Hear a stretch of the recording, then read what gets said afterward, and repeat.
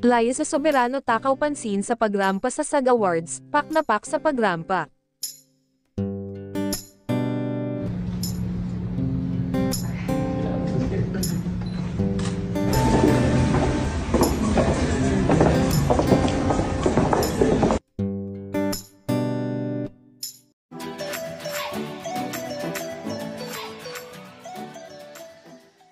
Matapos bumida sa first ever Hollywood film na Lisa Frankenstein, rumampa si Liza Soberano sa kanyang kauna-unahang pagdalo sa 2024 Screen Actors Guild o SAG Awards na ginanap sa Los Angeles, California.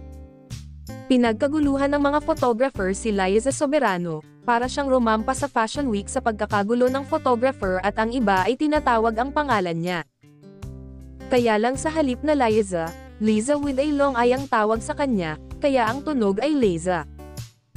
Dumalo si Liza suot ang simple pero eleganteng two-tone gown. Ginawa sa Shiro Auditorium and Expo sa Los Angeles, California ang SAG Awards na dinaluhan ng big Hollywood stars. Ibinahagi ng fashion designer na si Pamela Roland ang larawan ni Liza habang suot ang isa sa kanyang mga obra sa Pre-Fall 2024 creation. Sinabing ang stylist ni Liza sa naturang okasyon ay si Maeve Riley, na stylist din ng mga A-lister.